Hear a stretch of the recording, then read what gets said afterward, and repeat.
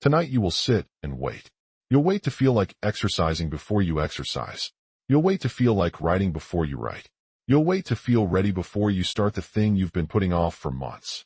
It feels responsible. It feels like the smart move, to wait until the feeling arrives. But the real answer is far stranger. The feeling was never coming first. You had the order backward the whole time.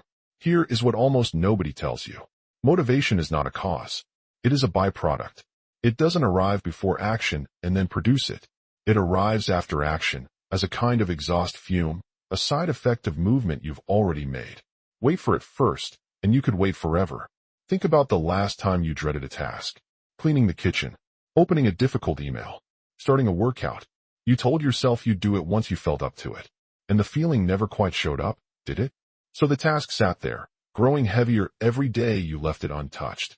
Now think about the handful of times you just started anyway, half-heartedly, barely willing. What happened? A strange thing. A few minutes in, something shifted. Not because your motivation magically appeared beforehand. Because you moved first, and the motivation caught up. This isn't a folk theory. It has a name in clinical psychology. Behavioral activation. Developed originally to treat depression, the approach doesn't ask people to feel better before they act.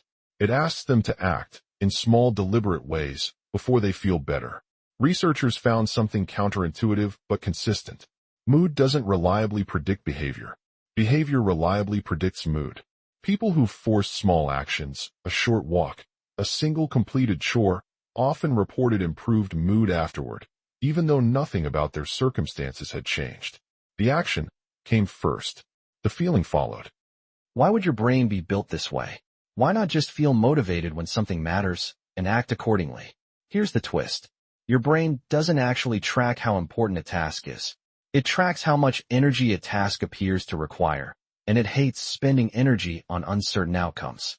Before you start something, your brain is running on a prediction. It imagines the effort. It imagines the discomfort. And predictions, unlike actual experience, tend to be dramatically exaggerated. Psychologist Daniel Gilbert spent years researching what he called affective forecasting, the process by which people predict how they will feel in the future. His research found people are remarkably bad at this. They consistently overestimate how painful, boring, or difficult an experience will be before it happens, and consistently underestimate how quickly they adapt once they're actually inside it.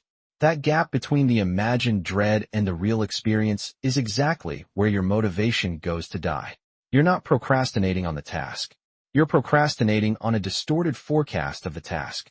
So what breaks the spell? Movement. Actual, physical movement, however small, because movement replaces the prediction with data. The moment you take one real step, your brain stops guessing and starts measuring. And measuring is almost always less frightening than guessing.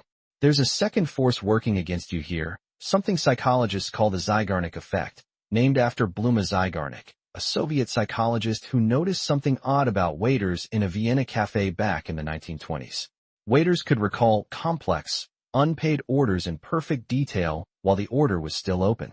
The moment the bill was paid and the task was closed, the memory faded almost instantly. Zeigarnik ran experiments confirming the pattern. Unfinished tasks create a kind of mental tension, an open loop your mind keeps circling back to, refusing to let go until it's resolved. Here's why that matters for motivation. An unstarted task doesn't create that tension. It's not open yet. It hasn't entered the loop. It's just sitting there, inert, easy to ignore, easy to delay indefinitely. But a started task, even one sentence written, even one push-up done, creates an open loop your mind now wants closed. Suddenly the pull isn't coming from willpower. It's coming from a kind of psychological discomfort with leaving things unfinished. Starting doesn't just begin the task. It recruits your own brain to help you finish it. This reframes the entire question of discipline. You've probably been told that motivated people simply have more willpower, more drive, more internal fire than you do. But researcher Wendy Wood, who has spent decades studying the science of habits, found something different. People who appear highly disciplined often rely less on willpower and more on structuring their environment, so the first step becomes almost automatic.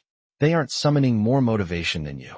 They've simply engineered situations where starting requires less activation energy in the first place.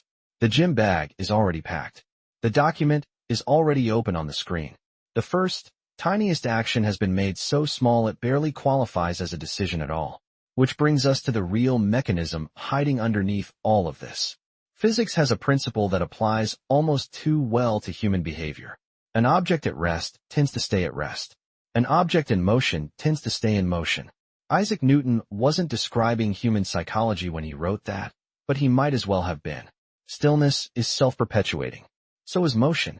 The hardest part of nearly every task isn't sustaining it. It's overcoming that initial stillness, the inertia of a body and mind that have been doing nothing.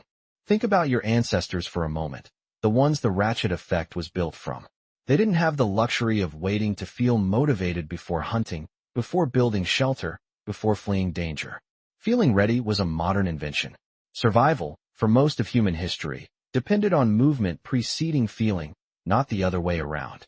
Somewhere along the way, in a world with fewer immediate threats and far more room for deliberation, humans developed the belief that the feeling should come first. It's a belief evolution never actually installed. It's one culture layered on top, and it's costing you more than you realize. So here's the modern mirror. Every time you wait to feel motivated before you begin, you're obeying a rule your own biology never wrote.